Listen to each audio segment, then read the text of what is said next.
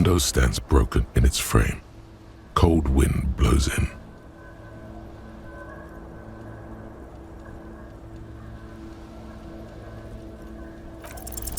The shards face outward. Whatever broke this window came from the inside. A fine web of scarring covers the back of your right hand, but none of it is recent. More likely a projectile than a held object. There are no fragments on the floor from pulling a tool back in after impact. Something you've done before. It is too large for a bullet, yet too small for a piece of furniture. You're looking for something heavy and larger than your fist. Like the green shoe that's on the hat rack in the corner, which, coincidentally, is missing its friend. Congratulations, you smashed the window with your own shoe. Now you only have one. If you're lucky, you can still find the other on the balcony outside. The door to it should be outside your room. You mean someone else took your shoe off and smashed the window with it? This person also forced the drinks on you. A cool wind gushes in. Your toes curl up from the cold.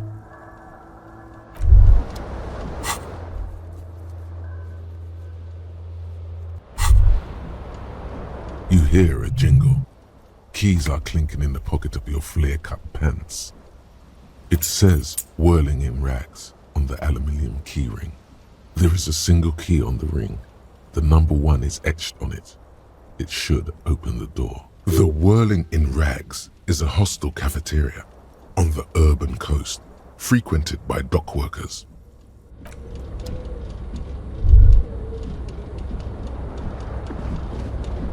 This fan has 2 chain pull switches. One ends in a tiny fan, the other in a light bulb. A truly horrific necktie has somehow attached itself to one of the blades. The blades come squeaking to a halt. It should be easier to reach the tie now.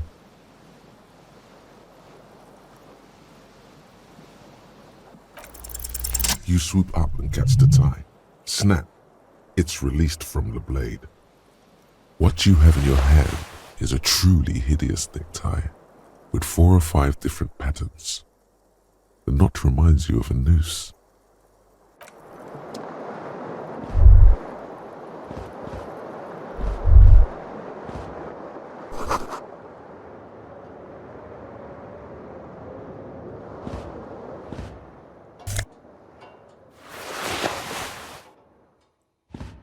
A mirror hangs above a bent and broken sink. In a fierce discharge of masculine energy, someone has ripped half the faucet off. Was this not the same Elon that founds empires and lays waste to cities, virile, uncaring towards the little things? Probably not, no. Hot water sprays from the faucet's base and steam covers the mirror. You cannot see yourself, just a vague impression of a man. Suddenly, you realize you have no memory of the face that awaits you there, underneath the soft vapor. Really, all recollection of the person you are, the people in your life, and even the world you're in has drowned in a sea of blood alcohol. This was no mere night of drinking. It was a deluge of world-ending proportions.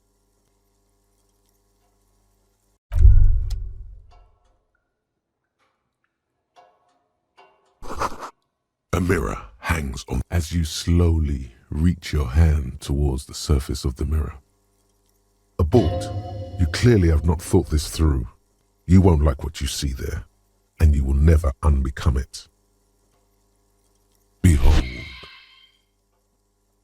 You have no idea who this thing is, do you? Whatever it is, at least it's dead now. There's clearly rigor mortis on your face. Oh wait, is that an expression? Are you trying to make an expression with that face? Please stop. It's horrible. You're scaring yourself. Oh my God. You can't stop. It's like it's not even voluntary anymore. You have worn that grin into your face and now it won't come off. What does it even mean? What is the emotion you're trying to convey? You should check yourself for a pulse, because from here it looks like a cadaverous spasm. You find no sign of life on your swollen neck. However, putting your hand on your chest reveals an irregular heartbeat. You appear to be alive, for now. Like the rest of you, it comes from a bad place somewhere in the past. That's all you know for now. It's too late. Like an image on film. The expression belongs to your primary motor cortex. It would take a minor neurological miracle for you to cease producing it.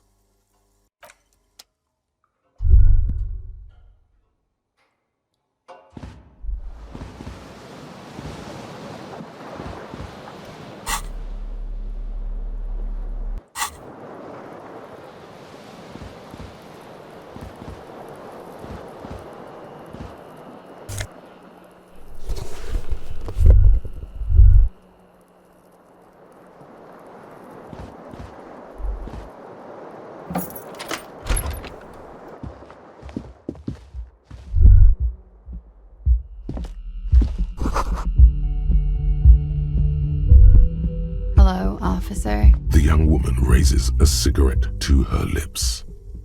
Her eyes are brown and her face is speckled with birthmarks. She can't be more than 28. A silver jumpsuit falls off her like scale armor, sparkling.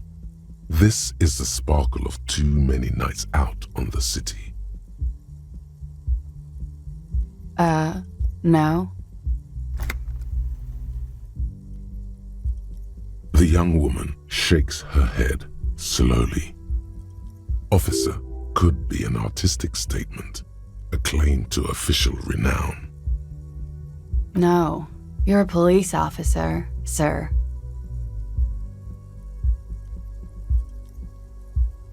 Okay, cool. I won't. First, I have to ask, are you okay, sir? You look like you're about to throw up. Can I bring you something? She's right. Something wants to come out through your mouth, right in front of her, right here. It makes you put your hand on your stomach and swallow. Sir, you've been here for 3 days. On official police business, no less. Couldn't say. In truth, so far, mostly drinking. You have no doubt about the drinking, but do you strike yourself as a tight-lipped drunk? She must have heard something.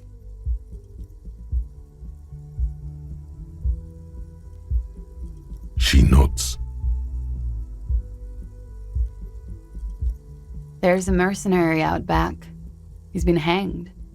The body has been there for a week now. The locals probably got tired of it and called the cops. I didn't mean to overwhelm you with information. You seem a bit lost, officer.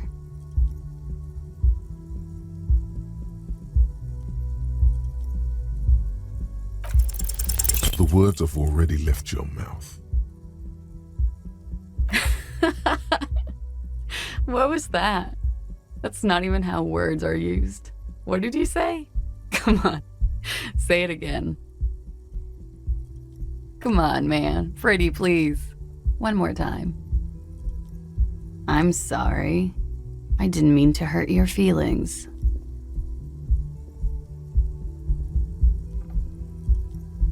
Something stirs in you as she's about to go. Call it an instinct, a need. The need to ask questions. It's like you've said the words 1,000,000 times before. She looks back at you, a light glinting off her eyes. Yes. You're in a hostel, sir. We are in Revachol. Revachol is the disgraced former capital of the world, divided into zones of control under foreign occupation. Half a century after a failed world revolution, she is central to our moment in time. Yeah? It's 51. The current century? Centuries don't have numbers, they have names, and this is the current one. Civilization has existed for 8,000 years, sir. Yeah? There was the usual ruckus, loud disco music. I couldn't say. It's impossible to hear people speaking from over here. Oh, yes. Various artists. Ostentatious orchestration prime among them. Oh, that. Yeah. Whoa.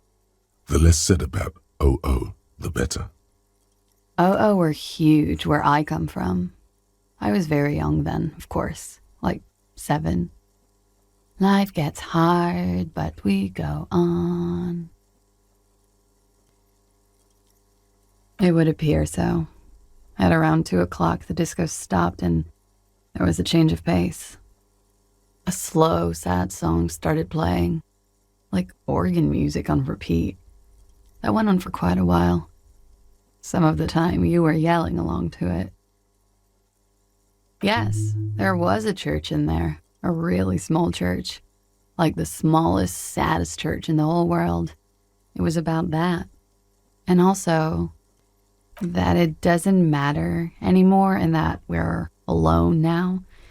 It was difficult to tell. The song itself was very quiet and soft, but you sounded like a winded boar, sir. It was hard to understand what you were singing on top of it.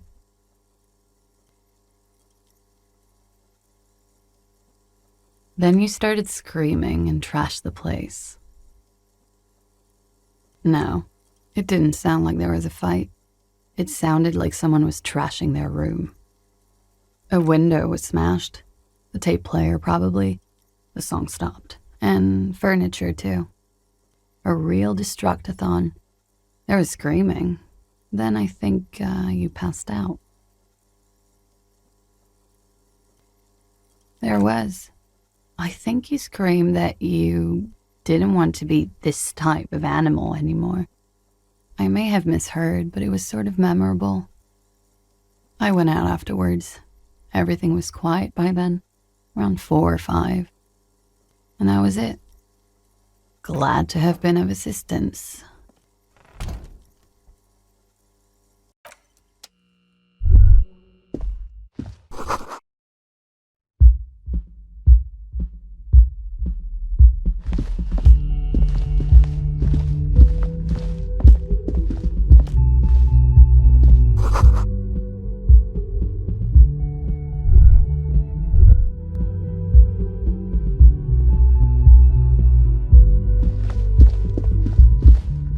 The door is closed. There is no answer. You hear the shower being turned on somewhere inside.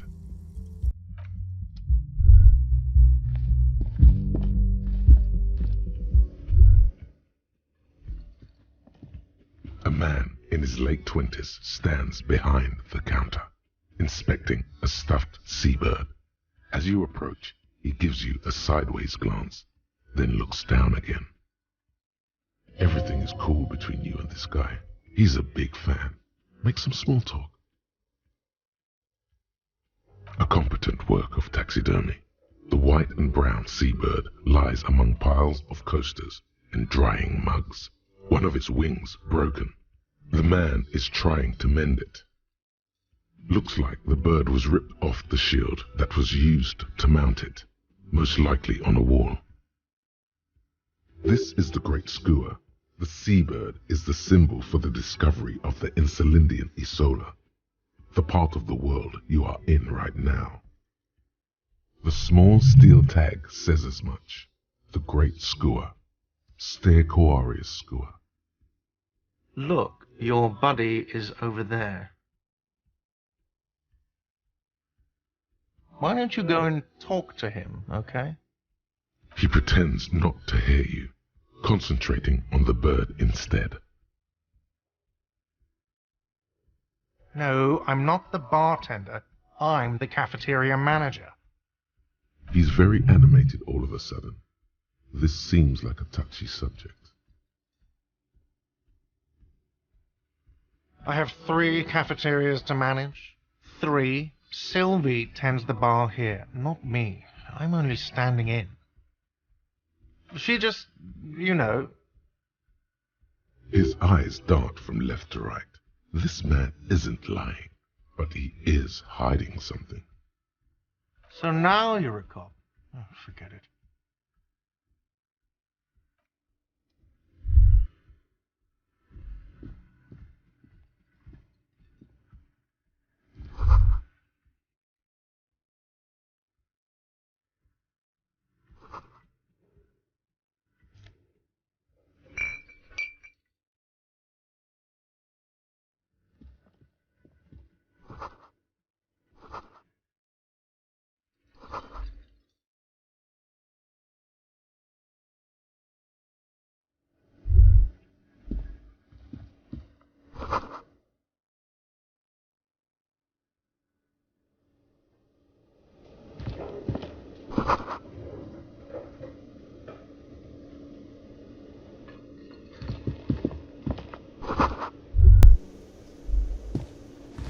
Hello, sweetie.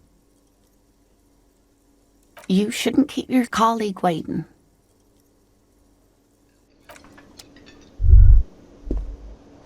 A bespectacled man in an orange bomber jacket is tapping his foot on the floor.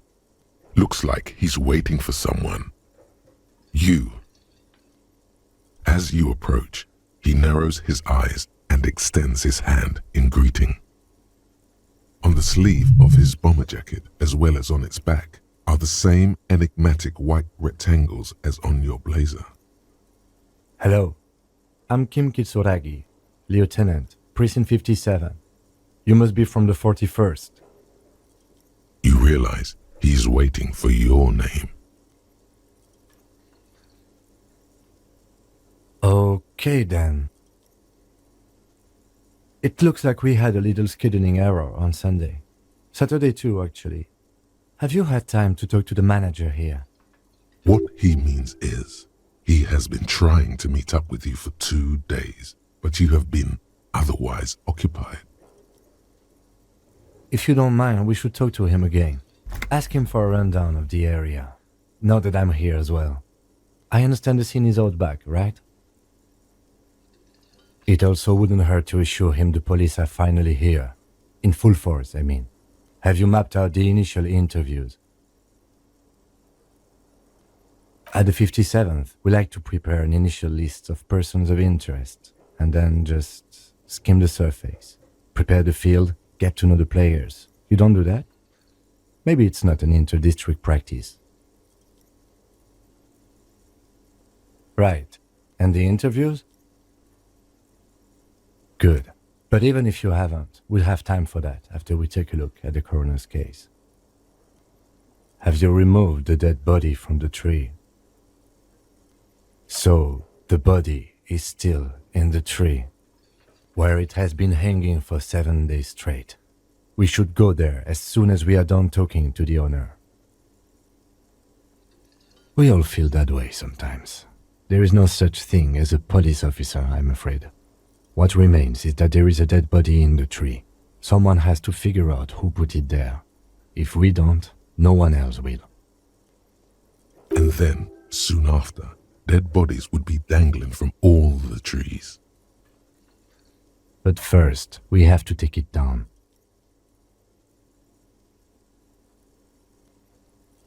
I can see you drank last night and the night before, and that you are still drunk now.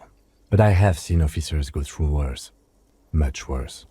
If you need something for your headache, there is a general store nearby. But as I said, the dead body should be our #1 concern. After you, officer. If you're about to embark on an investigation, shouldn't you have a badge? You mean you don't have a badge? Losing your identification card is a serious matter. My vehicle has a shortwave. You can use it to report your badge missing. I advise you to try to locate it as quickly as possible. But getting the body... Lieutenant Kitsuragi is now in your party. You can talk to him whenever by interacting with him.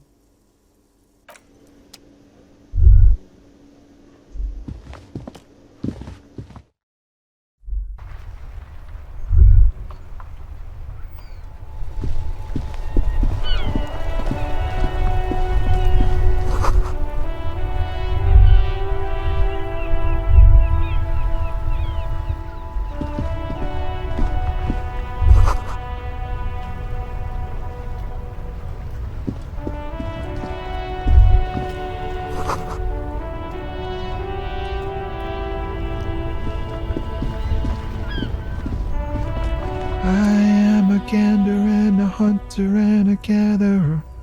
Feel like a traveler. A simple little cadence. He seems to be making it up as he goes. You sure are, my man. It's the jam, my man. The air from the east is thick with the smell of crude oils, heavy metals and other byproducts of the modern era. You can almost taste it. It's a traffic jam for the ages. Harbor gates up the street are shut tight, no explanation given. Workers on strike, scabs agitating, an all-around clusterfuck. Meanwhile, we're all stuck here in long-haul limbo for days upon days upon days. Yeah, exactly. It's official. He too agrees. This is the antechamber of the afterlife. Feels like forever. Like I was born on this here roundabout and this was all I ever knew. Just me and the metal and the tires, the oil and the fumes of mazout. Mazout is an antiquated term for heavy fuel oils. This man has a barely suppressed performative streak, or he just likes unusual words, or both. Yeah, imagine. It's been a whole week already. So tell me, what do you need? He ain't one of us drivers. I know that. All accounted for. Otherwise, I haven't really asked about that. Been wasting time right here. Keep him busy. It's easy to see he's telling the truth. He's kept his nose out of the dark stuff. Analyzing the fundamental structural and psychological conditions of being stranded in the midst of a sea of motor lorries and their sad, despondent chauffeurs. Ask for his conclusion. A sense of surprise there ain't more bodies hanging from more trees. Don't be a stranger.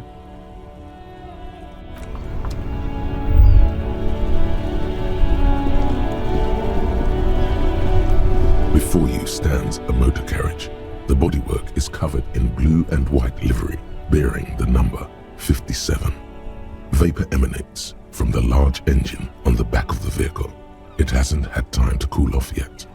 This must be the infernal machine that tore you from oblivion. The Caprice Kinema motor carriage. In the cabin, you are welcomed by a set of steering levers, a radio microphone on a hook, a pull-out toolbox under the seat, and the soft glow of the fuel preheater gauge. A scent of leatherwork and heavy fuel oils washes over you.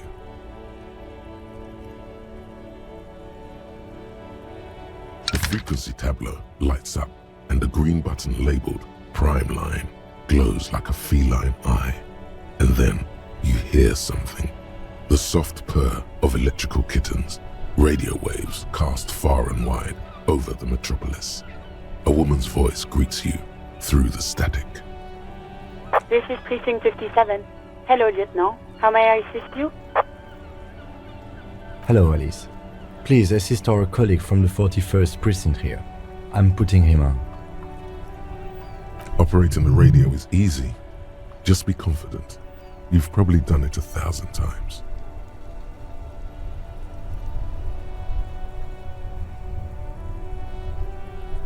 This is Officer Alice Demetri, Precinct 57. How may I assist you? Under the green prime line, a yellow saved button catches your eye. You wonder what the lieutenant's default radio station is. Just a second, officer.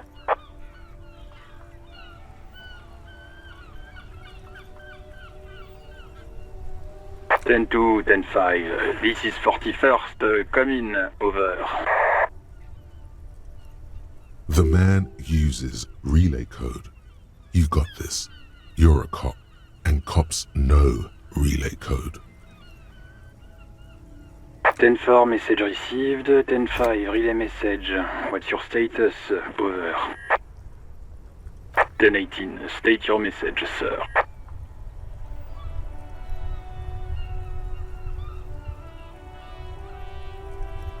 10 9, over. 10 4, message received. This is a very serious situation. I need to 1022 the captain. Over. Is it him? What does he want? Says he lost his badge and needs to report it. He what? He lost his badge? Who lost his badge? Dick fucking Mullen. Who do you think? It's Officer Dick Mullen from the bestseller Dick Mullen and the Lost Identity. Dick Mullen is not your name. It's the name of a fictional detective who would not lose his badge. Defend yourself. Immediately. They're laughing at you.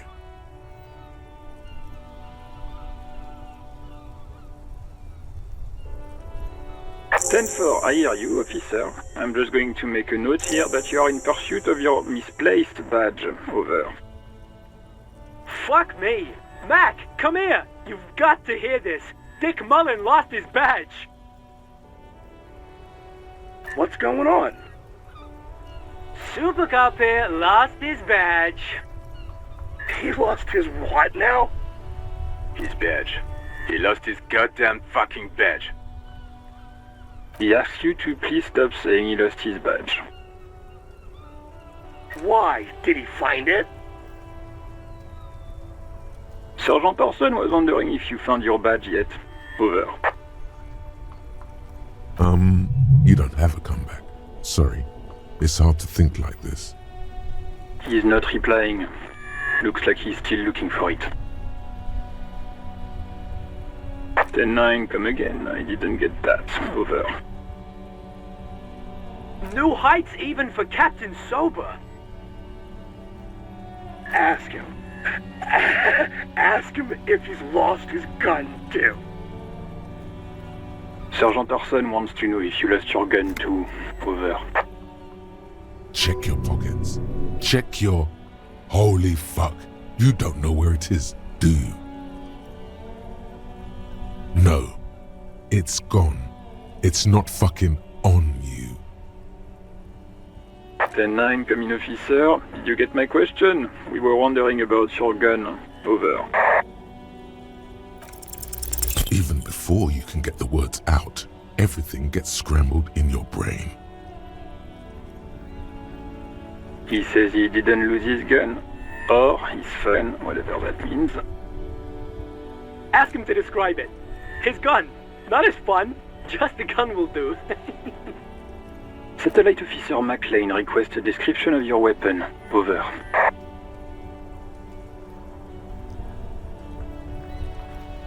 He says he doesn't have it. Dear God, he lost his gun?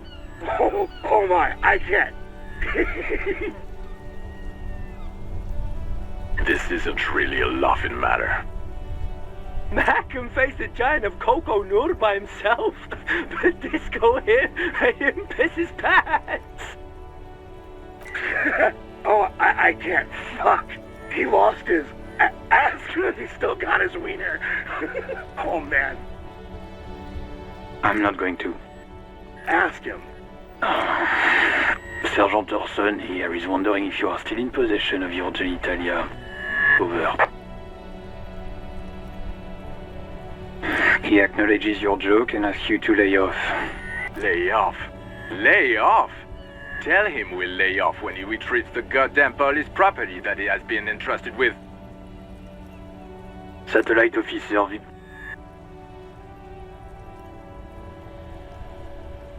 10-4, affirmative. Officer is in pursuit of his firearm. Oh, God, Officer, do you need further assistance? Over. Okay, 10-4, sir. I hear you. Relay your question. Over. Wait. Before you say anything stupid, think it through. Be smart about this. Ask if he's there alone. 10-4, sir. I'm not hearing your question.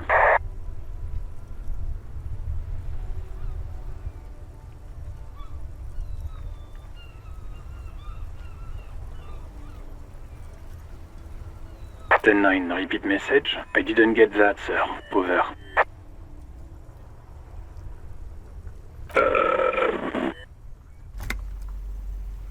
What?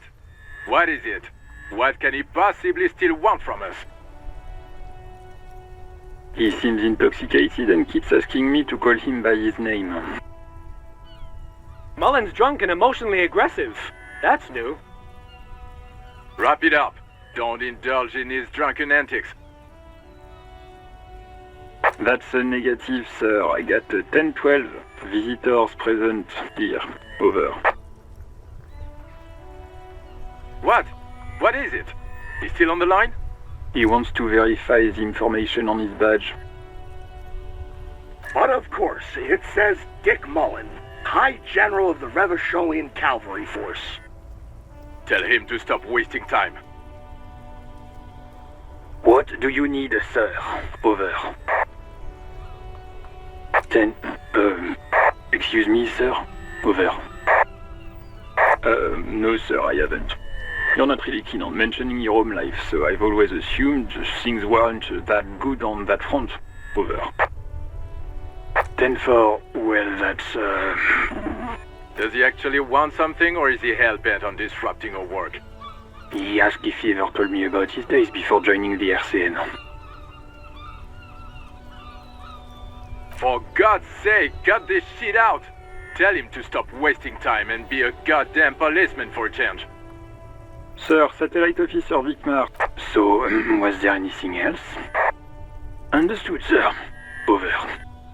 Roger that. 10-10. Over and out. A metallic drawer slides out from under the seat and clicks into place. The tools inside are neatly organized. Take what you need, officer. It's going to be a long case. I'm not protective of my tools, like some men are. The pry bar feels nice and cold in your hand, heavier than you'd think. Useful for opening all sorts of doors and lids. The handles are long and sleek. Snap, snap, go the cutters in your hand. You can do good work with these. Cut chains, locks, and ropes, especially belts. It's robust, weatherproof, and well-made. Police issue, blue. Lets you see things in the dark you would otherwise miss. The pull-out toolbox slides back into its nest. Preheater gauge casts a warm glow on the steering levers and the radio on its hook. The white suede feels luxurious under the touch, and the metal clutch handle so very familiar in your palm. As you tap on the gauge, the indicator pin jerks as if startled. It's in the large orange sector, indicating the engine is warm. Next to the gauge is a red switch labeled heat. There's no use pressing the heat button. It won't start without the ignition key. Translation: we're not going anywhere right now.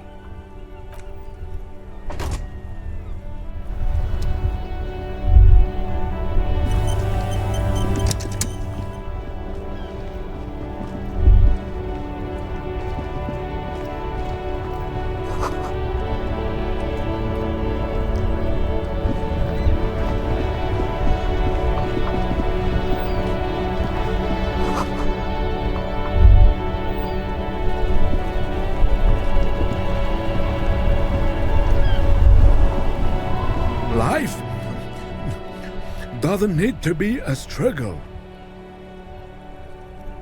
I'll be with you in a moment, officer. Let me just finish my sandwich. Talk to angry old René first.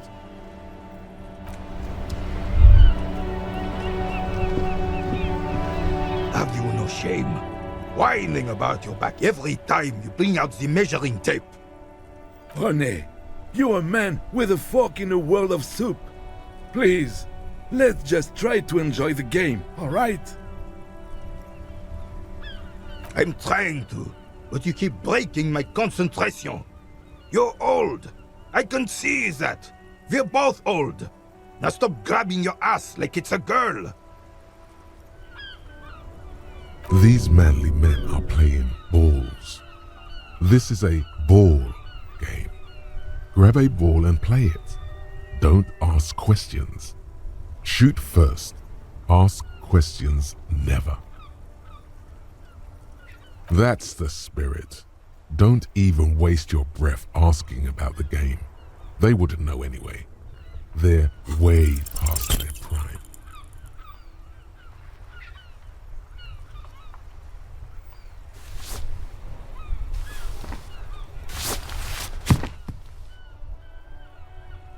This felt wrong. Wrong like touching your sister's breast. You threw your sister's breast. Mon Dieu! Good job, officer. That was an excellent throw. Your muscle memory knew what to do and went for it. But there were gaps.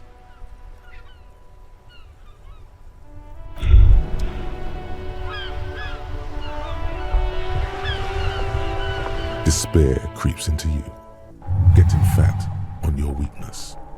Whatever noble intentions you once had as a police officer, it's eaten them all up now. You're still coming up with sentences. That's a step up from total annihilation, right? Fuck me? Please leave the rage you have for after we finish the investigation. Nothing you can say would make you feel any better now. Cop gives up the detective genre for social realism. Another police officer resigned from the RCM following a nervous breakdown. He now lives under a bridge, drinking and occasionally throwing excrement at passers-by, shouting, "I never loved that woman." When asked to comment, former colleagues objected to the theory that his psychological disintegration was precipitated by his wife leaving him. "It's because the Furrows lost that match," said Captain Ptolemy Price, once the man's superior officer. "It's because he couldn't get a big gun from acquisitions, and anyway, police work really burns you out after a while," Satellite Officer Jean-Vic Mayer, the deranged former cop's partner, commented. Sergeant Mac Torson, another former colleague, did not propose any theories, merely saying, "Whatever happened to him wasn't about birds. He got fucked, that's all."